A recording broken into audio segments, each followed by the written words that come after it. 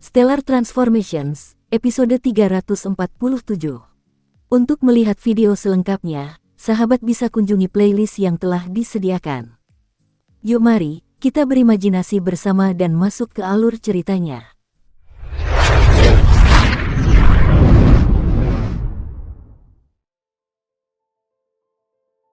Itu saja, kekuatan yang kumiliki sekarang sudah cukup untuk membuka istana artefak kuil dewa yang mempesona. Qin Yu berdiri. Dia tidak perlu mencapai tingkat fusi yang sangat tinggi dengan mutiara spiritual hukuman emas. Yang dia butuhkan hanyalah fusi yang cukup baik untuk dapat membuka istana artefak. Itu karena, seberapapun baiknya dia menyatu dengan mutiara spiritual hukuman emas, dia tetap harus mengembalikan mutiara spiritual hukuman emas itu ke klan alam bintang kegelapan ketika dia naik ke tingkat yang lebih tinggi. Tidak kembali, haruskah aku menyimpannya dan tidak mengembalikannya? Senyum tipis muncul di wajah Qin Yu. Sudah ada lebih dari 70.000 penguasa hukuman emas yang berkuasa secara berturut-turut. Itu berarti jumlah orang dari alam bintang gelap yang telah naik ke alam ilahi berjumlah lebih dari 200.000. Dan itu hanyalah jumlah dari 3 penguasa agung yang telah naik ke alam ilahi. Ada juga sejumlah besar orang non-penguasa agung yang telah naik, dan jumlah mereka bahkan lebih besar daripada jumlah penguasa agung. Menambahkan para senior dari alam bintang gelap yang telah naik sejak seluruh alam abadi, iblis, dan setan diduduki oleh orang-orang dari alam bintang gelap, jumlah itu menjadi semakin menakutkan. Pasti ada lebih dari 1 juta orang. Jika Qin Yu membawa mutiara spiritual hukuman emas ini ke alam ilahi, maka begitu dia ditemukan, dia akan dikejar sampai mati oleh lebih dari 1 juta orang. Terlebih lagi, banyak dari orang-orang di antara 1 juta orang itu telah naik ke alam tersebut lebih dari 1 miliar tahun yang lalu. Dan itu bahkan bukan aspek yang paling menakutkan, hal yang paling menakutkan adalah orang misterius yang telah menghadiahkan mutiara spiritual hukuman emas, mutiara spiritual api hitam, dan mutiara spiritual putih mendalam ke alam bintang gelap. Orang misterius itu mengatakan bahwa karena orang-orang dari klan alam bintang kegelapan adalah penduduk asli ruang ini, ketiga harta spiritual Grand Mist itu seharusnya merupakan harta warisan klan alam bintang kegelapan. Apakah Qin Yu berani menyinggung orang misterius ini? Setidaknya, Qin Yu saat ini yang bahkan belum mencapai tingkat dewa langit masih tidak berani menyinggung orang misterius seperti itu. Mutiara spiritual hukuman emas ini, jika kita hanya membandingkan kekuatan serangannya, masih kalah dengan tombak ilahi salju meredup milikku. Qin Yu tidak terlalu menginginkan mutiara spiritual hukuman emas itu. Mutiara spiritual hukuman emas memang akan meningkatkan kekuatan otot dan tulang tubuh seseorang. Namun, sekuat apapun otot dan tulang tubuh seseorang, mereka tetap tidak mampu menahan tombak ilahi salju meredup, artefak ilahi surgawi berkualitas tinggi. Ini mungkin saja harta spiritual Grand Mist kelas 3, pikir Qin Yu. Dugaan Qin Yu salah. Mutiara spiritual hukuman emas ini sama sekali bukan harta spiritual Grand Mist tingkat 3. Namun, ini tidak bisa disalahkan padanya. Lagi pula, dia hanya berhasil menyatu dengan sebagiannya. Karena dia belum sepenuhnya menyatu dengan mutiara spiritual hukuman emas, dia tidak mengetahui kekuatan mutiara spiritual hukuman emas setelah menyatu sepenuhnya. Selamat, Yang Mulia, suara serak tetua pengawal terdengar. Qin Yu menatap tetua penjaga di kejauhan, yang masih duduk tenang dengan posisi bersila. Dia sedikit mengangguk dan berkata, "Tetua penjaga, sekarang setelah saya menjadi penguasa hukuman emas, biasanya saya tidak memiliki banyak urusan yang harus diurus, bukan?" Tetua penjaga mengangguk dan berkata, "Yang Mulia, penguasa hukuman emas, penguasa api hitam, serta penguasa kegelapan putih, 3 penguasa agung, hanya ada di sana untuk fungsi intimidasi. Mereka ada di sana agar orang-orang yang ambisius tidak akan melancarkan perang di seluruh alam bintang kegelapan. Umumnya, Yang Mulia tidak akan memiliki banyak urusan untuk diurus." Qin Yu tersenyum. Benar saja, seperti yang telah ia duga. Menurut sejarah alam bintang kegelapan yang diketahui Qin Yu, alam bintang kegelapan awalnya berada dalam kondisi peperangan yang kacau. Baru setelah munculnya 3 mutiara spiritual agung, alam bintang kegelapan menempuh jalan perdamaian. Selama masa damai, 3 penguasa agung sama sekali tidak melakukan apapun. Adapun hal-hal sepele, 3 wakil pemimpin sekte agung mampu menanganinya sepenuhnya. Tentu saja, sekte hukuman emas saat ini hanya memiliki 2 wakil pemimpin sekte agung. Qin Yu mengangguk kepada tetua penjaga. Kemudian dia keluar dari istana warisan dan meninggalkan tempat itu. Wen Feng, jika terjadi sesuatu, kirimkan saja pesan kepadaku. Aku akan pergi untuk sementara waktu untuk berlatih dengan tenang. Qin Yu hanya meninggalkan pesan ini untuk Wen Feng dan kemudian langsung meninggalkan bintang hukuman emas. Qin Yu adalah penguasa hukuman emas yang sangat aneh. Tepat setelah secara resmi menduduki posisi penguasa hukuman emas, tanpa menggunakan kekuasaan dan hak istimewanya sedikitpun, dia langsung pergi. Kepergian Qin Yu telah menyebabkan banyak orang yang datang ke bintang hukuman emas untuk mengunjungi penguasa hukuman emas yang baru, menjadi sia-sia. Tentu saja, orang-orang itu semua terkesima dalam hati mereka, bahwa penguasa hukuman emas yang baru ini, yang tidak peduli dengan ketenaran dan segalanya, telah memutuskan untuk segera pergi dan berlatih setelah menjadi penguasa hukuman emas. Dia benar-benar seorang kultivator yang pekerja keras. Qin Yu langsung bergegas menuju pintu masuk kuil dewa yang mempesona. Qin Yu tidak memasuki kuil dewa mempesona dari sisi alam bintang gelap. Sebaliknya, dia pergi ke pintu masuk yang terletak di alam iblis. Itu karena Qin Yu tidak ingin orang lain tahu bahwa dia telah memasuki kuil dewa mempesona dan lebih rahasia baginya untuk masuk melalui pintu masuk yang terletak di alam iblis. Ruang angkasa dipenuhi kehampaan. Qin Yu dapat melihat dengan jelas retakan ruang angkasa yang sangat besar yang terletak tidak jauh darinya. Planet raksasa yang terdiri dari aliran fragmen emas kosmik dan aliran bintik-bintik hitam itu muncul di hadapannya. Qin Yu tahu bahwa dia telah tiba di dekat pintu masuk kuil dewa yang mempesona. Segera, dia mempercepat langkahnya. Ketika Qin Yu sampai di pintu masuk kuil dewa yang mempesona, dia terkejut menemukan bahwa benar-benar banyak sekali orang di sini. Sebenarnya ada beberapa puluh ahli tingkat kaisar dan beberapa ratus praktisi Raja Iblis tingkat 9. Qin Yu mengangkat kepalanya dan terengah-engah dalam hati. Sejak segel di pintu masuk berhasil ditembus oleh Qin Yu, tidak ada kekuatan besar yang berani menyegelnya lagi, dan banyak ahli tingkat kaisar serta ahli tingkat Raja 9 datang ke sini untuk mencoba peruntungan mereka. Ketika Qin Yu terbang memasuki terowongan pintu masuk, orang-orang di sana segera minggir. Orang terlemah di antara kelompok orang ini adalah Raja Iblis tingkat 9. Yang terkuat adalah Kaisar Iblis tingkat 7. Kelompok orang ini semuanya minggir dengan hormat untuk membiarkan Qin Yu masuk. Kalian semua, berhentilah untuk sementara waktu, kata Qin Yu dengan lugas. Senior, puluhan Raja Iblis tingkat 9 itu segera berhenti dan menatap Qin Yu dengan hormat. Bahkan seorang Kaisar Iblis tingkat 7 pun menyingkir, mereka sudah bisa menebak kekuatan Qin Yu. Bingung, Qin Yu berkata, bahkan kalian semua, dengan kekuatan Raja Iblis tingkat 9, juga datang ke sini. Mungkinkah kalian semua percaya bahwa kalian juga mampu mendapatkan artefak ilahi? Seorang wanita memesona dari klan rubah di antara mereka berkata, Senior, mungkinkah Anda tidak tahu bahwa lebih dari 10 tahun yang lalu, seorang dewa emas tingkat 9 berhasil mendapatkan artefak ilahi di luar susunan ilusi? Benarkah hal seperti itu terjadi? Qin Yu tak mampu menahan keterkejutannya. Yang terkuat di antara mereka, Kaisar Iblis tingkat 7 berkata, Senior, susunan ilusi itu terus berubah. Karena perubahan energi, lokasi artefak ilahi itu juga terus berubah. Ada kemungkinan artefak ilahi akan bergeser ke tepi terluar susunan ilusi. Dalam hal itu, bahkan mereka yang lebih lemah pun akan dapat memperoleh artefak ilahi.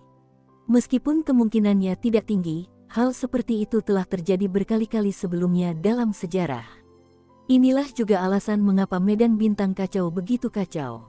Hanya saja, karena kekuatan-kekuatan besar memutuskan untuk bersatu dan menyegel pintu masuknya kemudian, hal ini menyebabkan hanya sedikit orang yang datang ke sini untuk mencoba peruntungan mereka.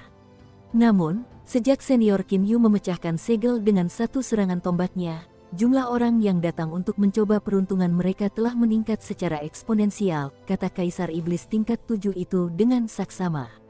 Wanita rubah itu terengah-engah kagum. Untungnya senior Qin Yu berhasil membuka segelnya. Kalau tidak, kita bahkan tidak akan punya kesempatan untuk mencoba keberuntungan kita. Orang-orang lainnya pun ikut menyetujui. Qin Yu kini telah sepenuhnya memahaminya. Sepertinya setelah aku berhasil menembus segel itu, banyak orang yang berterima kasih padaku. Qin Yu tak kuasa menahan senyum dalam hatinya. Baiklah kalau begitu, kalian semua bisa melanjutkan, kata Qin Yu dengan acuh tak acuh. Setelah itu, Qin Yu berubah menjadi seberkas cahaya dan langsung menyerbu masuk ke pintu masuk kuil dewa yang mempesona. Kemudian, tubuhnya berubah menjadi kabur dan menghilang di depan mata semua orang. Melihat Qin Yu menghilang di depan mereka seperti itu, orang-orang itu saling memandang dengan cemas. Berteleportasi ke dalam kuil dewa yang mempesona. Dia menerobos masuk ke dalam arai ilusi ilahi kuil dewa yang mempesona, kata Kaisar Iblis tingkat 7 itu. Ia masih bisa melihat gerakan Qin Yu dengan samar-samar. Kaisar Iblis tingkat 7 itu terengah-engah dalam hatinya. Dia benar-benar seorang ahli super. Qin Yu sama sekali tidak menggunakan teleportasi. Sebaliknya, dia mempercepat laju tubuhnya hingga kecepatan maksimal dan langsung menyerbu ke dalam formasi ilusi ilahi. Qin Yu sama sekali tidak takut terjebak oleh formasi ilusi tersebut. Pertama, dia memiliki lukisan dewa yang mempesona. Kedua, begitu dia memasuki kuil dewa yang mempesona, pengurus rumah tangga kuil dewa yang mempesona, Paman Fu, secara alami akan menemukannya dan akan mengendalikan formasi ilusi untuk menyingkir dan menciptakan jalan baginya. Kesadaran ilahi Qin Yu dengan mudah menemukan sejumlah besar artefak ilahi. Namun, dia tidak repot-repot mengambil satu pun dari artefak tersebut. Setelah terbang cukup lama, sebuah ruang kosong akhirnya muncul di hadapannya. Mengapung di dalam ruang kosong itu adalah sebuah istana. Kuil dewa yang mempesona. Qin Yu langsung terbang menuju pintu masuk tubuh asli kuil dewa yang mempesona. Gerbang kuil dewa penyihir terbuka. Berdiri di depan pintu gerbang adalah seseorang. Paman Fu, Qin Yu, baru beberapa puluh tahun berlalu, bagaimana kau bisa kembali lagi? Paman Fu memasang ekspresi bingung di wajahnya. Namun, dia masih tersenyum. Baiklah, masuklah dulu, kita akan bicara setelah ini. Seperti memasuki rumahnya sendiri, Qin Yu dengan santai berjalan masuk ke kuil dewa yang mempesona. Paman Fu, kedatanganku ke kuil dewa yang mempesona kali ini. Kurasa sebentar lagi, Paman akan meninggalkan tempat ini bersamaku. Pergi dari sini. Paman Fu menggelengkan kepalanya berulang kali. Aku sama sekali tidak bisa melanggar perintah yang diberikan tuanku. Tuanku berkata bahwa sebelum kuil dewa penyihir mendapatkan tuan baru, aku harus mengelola kuil dewa penyihir dan tidak bisa meninggalkannya. Paman Fu, kau perlu mendengarkan baik-baik syarat yang disampaikan gurumu, Senior Cheu. Sebelumnya, sebelum kuil dewa yang mempesona mendapatkan tuan baru, kata Qin Yu sambil tersenyum. Dan sekarang, aku yakin aku akan mampu membuka istana artefak. Setelah Qin Yu selesai mengatakan itu, dia mulai berjalan dengan langkah panjang menyusuri koridor istana depan kuil dewa yang mempesona. Paman Fu sedikit terkejut. Ia baru bisa bereaksi setelah terdiam sesaat. Ia segera berjalan menghampiri Qin Yu dan berkata dengan cemas, Qin Yu, apa maksudmu? Kau bilang kau bisa membuka istana artefak. Saat Qin Yu sampai di halaman, Paman Fu sudah berada tepat di sampingnya. Qin Yu, bisakah kau menjelaskan dirimu? Paman Fu agak cemas. Qin Yu berbalik dan menatap Paman Fu. Sambil tersenyum, dia berkata, Paman Fu, akan kukatakan ini secara gamblang. Saat ini aku memiliki kekuatan yang cukup untuk membuka istana artefak. Dengan kata lain, aku mampu mendapatkan inti dari kuil dewa yang mempesona. Mulai hari ini, aku akan menjadi penguasa baru kuil dewa yang mempesona. Dan kau tidak perlu terus tinggal di sini dan menunggu. Kau bisa mengikutiku dan menjelajahi dunia bersamaku. Paman Fu menjadi tenang setelah beberapa saat. Mustahil, aku sangat yakin dengan kekuatanmu.